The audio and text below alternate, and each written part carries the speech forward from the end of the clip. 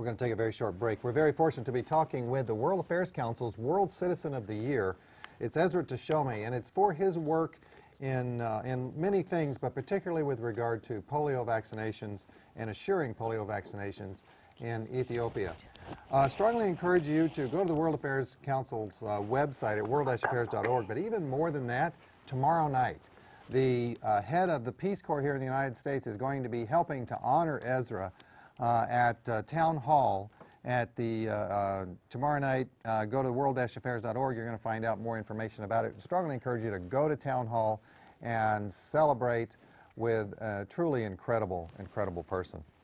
Ezra, I want to go back to why polio now, why Ethiopia? I mean, I know you came from there, but why is Ethiopia one of the 4 countries where polio is still prevalent?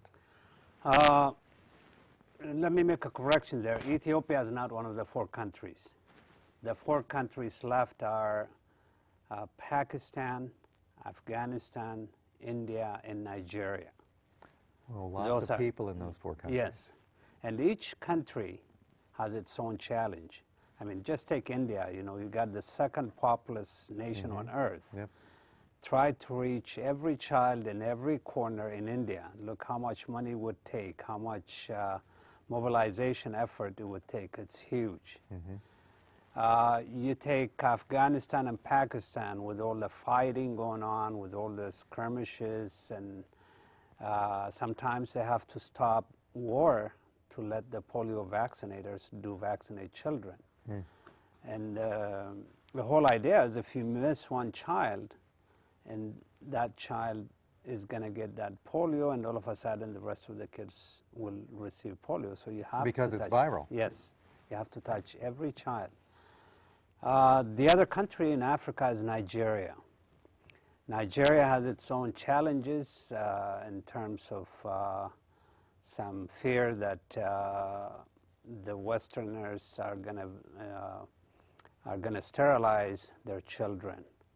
Somehow that fear went into some of the tribes, and as a result, they didn't want to have their kids being vaccinated. But now the government is really pushing the public to say, this is good, this is okay, let's vaccinate.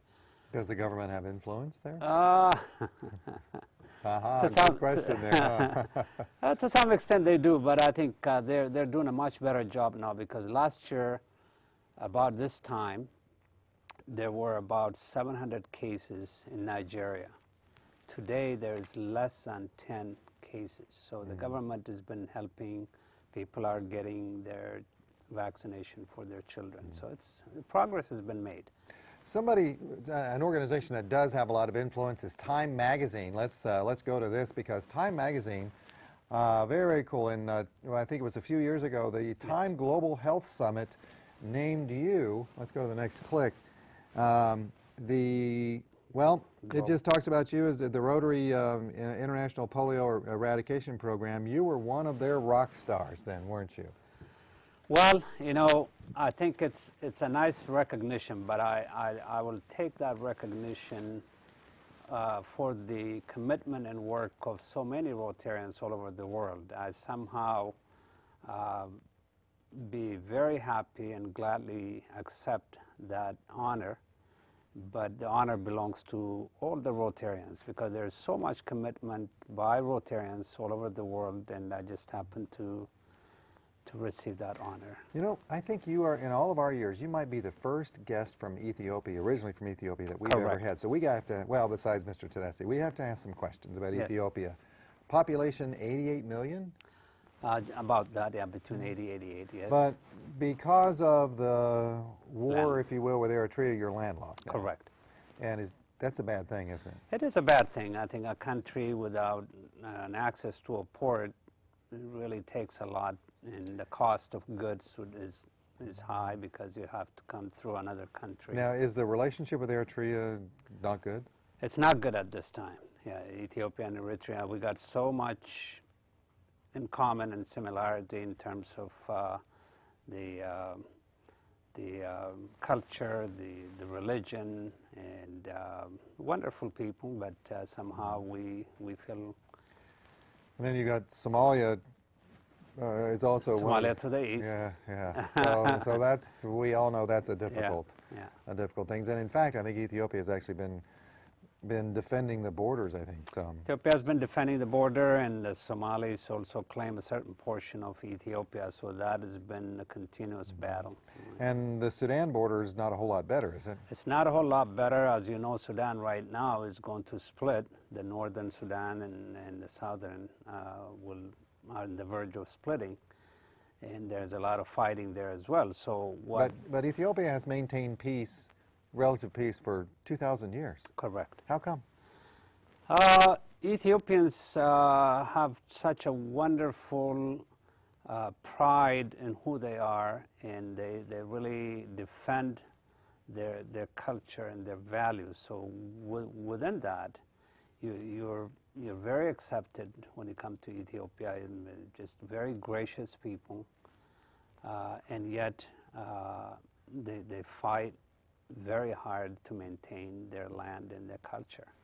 Life expectancy 56, so correct. Health is not really great there. The majority, about 80% of them, make their life in farming. Oh. And when you go outside the big city, which is Addis Ababa, one of the area that I'm working also, Stan, is providing clean water and sanitation. In some of these places, when you go and visit, the animals share from the same hole, the people bathe and wash their clothes in the same hole. And when you bring that kind of water to drink at your household, certainly you get sick. Yeah. No wonder there's a high risk for infectious disease. And then with that many people being in agriculture and the type of what you talked about, the average income of $900 a year is kind of expected. There are some beautiful pictures I want to get to. Was that you when you were a little boy? That could be. That could be. Let's go to the next picture because there's some archaeological digs and ruins there that are, of course, old. Yeah. And then I want to go to the pictures of Addis Ababa. That's a big city. Addis Ababa, big city. It's a very modern.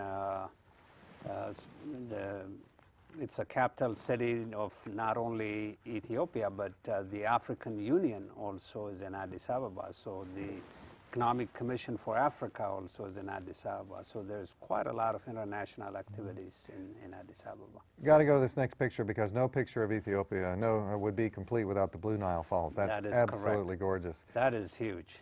So do you go there every time you go to Ethiopia? I try to, but that's located in an area outside Addis, but I've been there several times.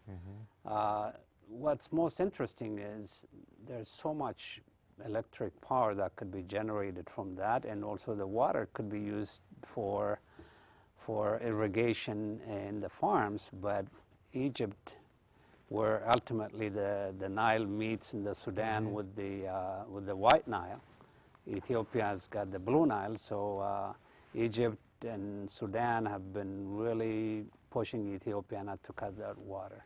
Oh goodness. Yeah. Water wars. Yes. That's not good. We're going to take another short break.